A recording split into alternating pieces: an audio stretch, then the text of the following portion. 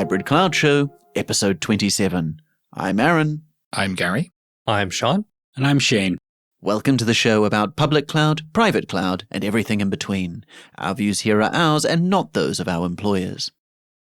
So somebody was talking to me about a product launch that they saw in the media, and they clicked on the link to go and have a look at the website of the company that was launching the product, and ended up in a queue with Cloudflare, I think it was, for an hour or something, waiting for this page to free up enough that they could go and have a look at the product that had just been launched. And I thought it was an interesting topic for us to have a quick chat around, just because I think it's a broader discussion around how you do things like CDNs and why they make sense, and how a company can try and avoid a situation like this. Well, I think my initial thought is that if this was a product launch, you probably could have predicted this and scaled the infrastructure ahead of time. But in lieu of that, these things happen, and someone from marketing doesn't necessarily talk to someone from infrastructure. So maybe you didn't know, even if it was an entirely avoidable situation. I've been on the other side of that, where all of a sudden I see the spike in network and CPU activity. I go, what the heck is happening? Oh, we launched a product today. Oh. Yeah, you check Twitter and you suddenly see your company's made some huge announcement that you were completely unaware of. Okay, but what if it wasn't that? What if it wasn't more of a scaling issue? What if it was more of a network congestion issue? Because this is a CDN, right? This is a network that has to span globally and have to be able to detect bots, fight them, and not overwhelm the infrastructure they already have in place. What if it's a network issue? So I think at least some of this obviously comes down to the fact that the e-commerce site isn't necessarily just static content, right? And they are probably just caching static content in that CDN, which isn't going to help them when it's suddenly loading like a web form to place your order. So it's a good question. How do you handle that when your website isn't just statically generated site that you're throwing in an S3 bucket or something and sticking a CDN in front of? Generally, does someone want to give me a quick overview of where a CDN fits into the picture and how that relates to what you've got on your website and how that ends up getting to a customer? So a CDN is essentially it's a content delivery network. So you will configure your site to cache some of your content in the CDN. And what that'll mean is it'll be, depending on your CDN provider, it'll host that content for you, probably in a couple of different geographical regions around the world. And so when someone's in that nearby region and requests your site, the CDN will serve a lot of the static content that you configure from that local endpoint. So your customers, in theory, should get a faster response from the site because you're using the CDN.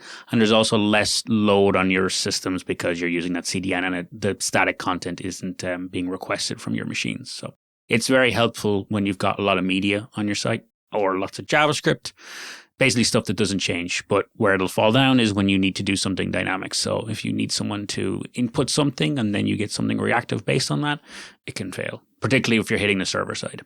Okay, so here, where you've got a website for your product or whatever, then what are your key options? You either have a landing page for people that is going to be the thing that most people are checking that stays static, and that then can be served through the CDN, or what other sort of approaches could you take? So if we take the assumption that it is maybe something server side in terms of like CPU memory, auto scaling is a really good solution for that. So either horizontally or vertically scaling that workload to provide more compute so that you can handle the number of requests per second. So that is the most commonly seen one, I think, is that actually it's the infrastructure being overwhelmed rather than connectivity, particularly if you're in a public cloud where bandwidth typically isn't as much of a problem. This gets into interesting little weeds as well, though. Say you've got a server that takes and let's say you're building it from scratch each time you're auto-scaling it up, or you've got to do a couple of jobs before then. There can be a delay in auto-scaling, so you kind of want to have something that's as quick to auto-scale as possible. So do as little as possible when that machine is spinning up. Don't be apt installing stuff or doing other weird and wonderful configuration. You want this scaling to be responsive, so one thing to bear in mind. Yeah, or the other option that I see people do quite a lot, which is a little bit of an anti-pattern, is to have a really big box so that the application starts up really quickly, but then it just sits idle because it never needs 8 CPU cores for the rest of the lifetime of the application again. Yeah. It works. It will get you past that initial start up, I've got to do a load of stuff to get the application running problem, but it's also hugely expensive. Yeah, it's so wasteful as well. Try not to do that if you can. Actually, Google got around this exact issue for Java apps in containers in Kubernetes. They actually created this whole entire Kubernetes resource called Quality of Service, I believe. And what that allows the container to do is over provision itself at the start, right? When you need that JVM to start up really quickly. And then it just coasts and it goes back to the normal CPU requests and limits. And I didn't know that until recently. So I thought it was a cool little feature they added for Kubernetes because everyone benefits, not just GKE.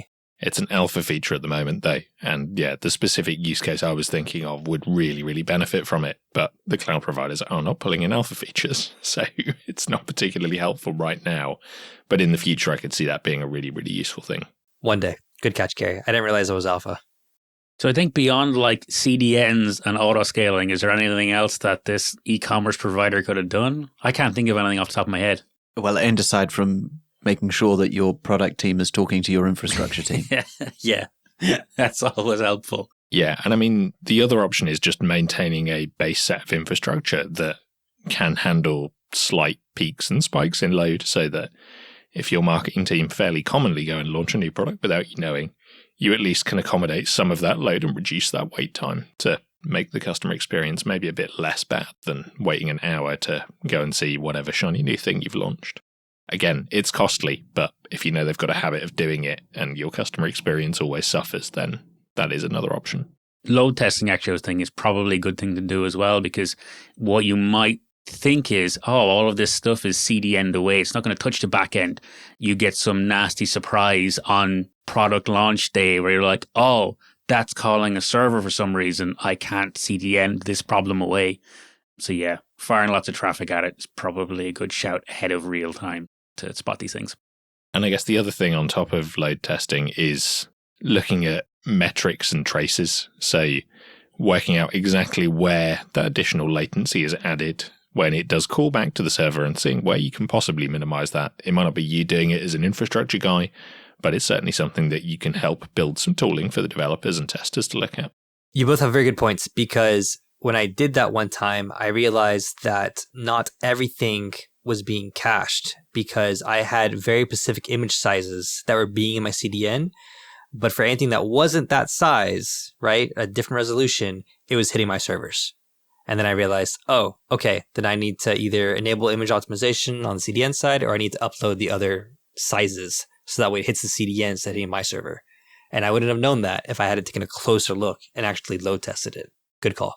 The front end's doing so much magical stuff that it's worth load testing, because even if people convince you that, yes, no, we're absolutely certain everything's hitting the CDN, there's probably an edge case where it's not. So yeah, good to bear that in mind. And maybe consider putting some alerting in on things like my cache miss ratio has gone up massively, so that if someone has deployed a new asset, and like in Sean's example, it's a huge JPEG file or a huge WebP that you normally wouldn't cache, you get alerted to that. Loads of people are going and looking at that new image and you're not caching it. That can really help you ahead of time as well. It's interesting because that sounds sensible, not just from the perspective of making sure that when this thing's tested effectively, you've got some good logs, metrics, and you understand what's going on. But it also helps you have that conversation with the product team in a much more understandable way, because if you're talking about an instance size or, those sorts of things, that's not going to be very meaningful. But if you can talk in terms of, we can handle 100,000 people looking at our site at the same time, that's much more useful to someone who is launching a product and has a better idea than you do around whether it's going to be 1,000 people, 10,000 people, or 1 million people who are going to look at that site at any one time. Yeah, and then you just hope and pray that an intern doesn't go and make a mistake in the merchandising team and try and sell a pair of trainers for €2 or something when they should be 200, because I've seen that happen in the past as well, and that's not a fun. Maybe you want your infrastructure to go down at that point. Yeah, maybe it would be preferable for things to just break if you were selling something for 100 times less than it should be. Just have less successful products. Problem goes away, I think, really. So what you're saying is don't employ interns. Yeah. That seems like a really bad strategy. We've had an email in from Mike who says, I'm a junior developer looking to begin my journey into cloud technologies in all its forms. What would you consider the top 5 public cloud services and top 5 private cloud services that I should learn? AWS. Next question. Just all of it. All of AWS. All 200-some services. That's enough. Don't worry about the other 4. It's plenty. No. Okay. Let's really answer this question. If you are trying to get a job with cloud technologies, right, then you have to know the big 3. You should be able to know and navigate around AWS, GCP, and Azure. Those are just what every company is probably going to use. Hard limits on that. The other 2, whatever you want to choose, those are going to be smaller tiers, whatever you want. As long as you can navigate one of them and you know the basic tenets of one, then you can apply the same concepts to the rest. I didn't read it like that. Neither did I. To be clear, I thought that they were talking about things like, I don't know, Fargate or Lambdas or, I don't know, databases as a service or those sorts of public cloud services. Not like a cloud provider. Yeah. Considering most people don't know 5 public clouds. Well, they are junior, you can't really assume anything here. So I had on my list, for example, Kubernetes, VPC or VNet, like basic networking stuff, object storage, the various instance types that the cloud providers offer for compute, and probably some kind of like table storage like DynamoDB or whatever. Those were probably the 5 core technologies that I would think of initially. And then I'd get into learning stuff like some kind of message queuing solution so that you can decouple things, stuff like that. But certainly learning those foundational technologies would be top of my list for probably both public and private cloud. Yeah, I think that sounds like a really good starting point. And I wonder actually, if you're trying to figure this stuff out at the level of which things shall I even go and start looking up, I wonder if that's a place where some of these kind of essentials courses from the clouds is a place to start. Like I know that the Azure Fundamentals or whatever it is course is relatively contained, but goes through all the different Azure services and gives you an idea of the different things you might be interested in learning. So that could be a starting point if you've decided on a cloud, but don't know which services you should start looking up. I'm interested into why Mike has split up 5 public cloud and 5 private cloud as if they're 2 different sets of technologies, when the point of a cloud technology is kind of be learn once, run anywhere, no matter if it's public or private, right? You can run Redis on a private cloud and on a public cloud with virtually no differences. That's kind of the point. So is there really any differentiation between private cloud services and public cloud services? Well, I'm wondering if for the private cloud, he's talking more about having to learn that foundational layer of technologies that the cloud just gives you. Like if you're starting a home lab on a private cloud from the ground up, you're going to have to learn like what the storage subsystems are, what hypervisor you want to use, what the networking looks like, what's the difference between a router and a switch, and what does a VLAN do. And I guess these things that we take for granted or just don't have to think about in the public cloud that are foundational technologies you would have to think about if you were deploying from scratch on-prem. Yeah, that was how I read it too. I thought you're probably looking below the hypervisor at the point that you're looking at private cloud services. And so I was thinking things like something to manage your metal, whether it's something like MAS or something else. And then the next layer up, you're looking at some kind of virtualization solution that is going to give you your VMs, and that might be a VMware, a Hyper-V or a LXD microcloud, whatever, that's going to give you that storage and virtualization kind of setup, and then you start building on top of that. But it's a good point. I mean, what's obviously missing from doing it as private and public in this way is those things that span both, like the logical things we would suggest, like Terraform and all of those other kind of technologies.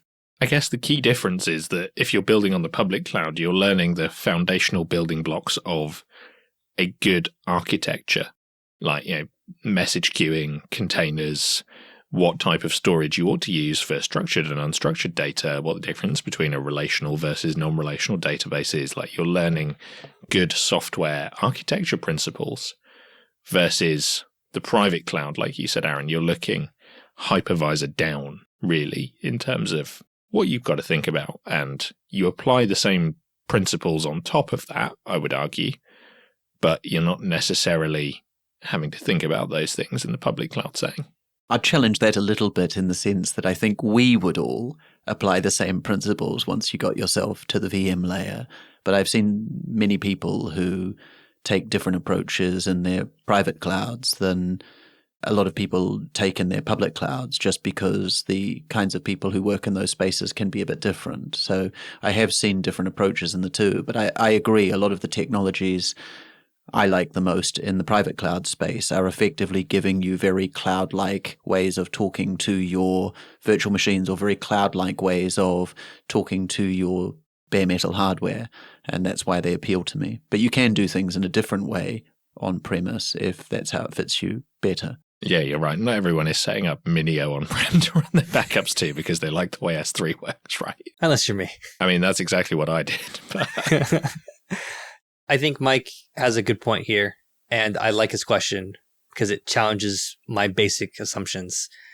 And I think Gary hit the nail on the head. It doesn't really matter public or private at this point. As a junior developer, I think you should probably start with the architectures. How do I deploy an app? How do I host that? Where does the storage come from? Is it block storage versus file storage versus database? Learn these basic things about how an application works in the cloud. And then you can start diving into the actual implementation details. And where would you go for that? Like, I'm thinking, like, what are the places to learn the design principles that are agnostic of wherever it runs? You were talking about, like, almost what are the design questions you need to ask about this thing? Like, does it need to scale? Is it stateful or stateless? Does this lend itself to event-driven or just a big old relational database? Like, how does one get better at that without just experience? So I actually really like some of the AWS workshops for this. And not because you're necessarily applying the AWS technologies to them, although they're what you're going to be using in the workshops. But I think they give a really solid overview of how some of those architecture design principles work and how modern cloud native applications fit together. So that would be where I would start, as opposed to going and doing the 100, 200 level AWS or Azure sets, which are really just going to teach you, here's what you need to know to identify which service to use if you want a table storage or a file storage or whatever. They're okay if you just want to show that you've got a base level of knowledge in a cloud provider. But I think actually looking at, okay, what does a modern application or software architecture look like in the cloud? The AWS workshops are something that are probably worth a look, even if you're not deploying on AWS initially. And they're all at workshops.aws. Yeah, that's a really good shout. I'd echo that recommendation, and avoiding the like cloud-specific certs. They're very broad and not very deep, and a lot of it's kind of trivia that you would, with the architectural experience, know where to apply these things. But without that, you're like, wow, I've got, a billion different storage tiers in S3. Great. Like, doesn't mean anything. So I think, yeah, the workshops is a great show. And we've got into certs before, but even when you climb up the tree of those certs, some of them are testing like hyper-specific knowledge on a given cloud. Like, which instance type would you use given insert 2 paragraphs here, where there's probably a couple of keywords as to what would hint to the instance type you'd pick. Like, it's pretty niche stuff that you usually just consult the docs for, frankly. Well, I think that brings us to the end. So before we close, thank you to our existing PayPal supporters and patrons. If you'd like to join those people, you can at hybridcloudshow.com/support, where for various amounts on Patreon, you can get an ad-free feed of either just this show or all the Late Night Linux family shows. And sometimes you get episodes early. If you have any questions or want to send us any feedback, please do to show@hybridcloudshow.com. We'll be back in 2 weeks. Until then, I've been Aaron. I've been Gary. I've been Sean. And I've been Shane. See you later.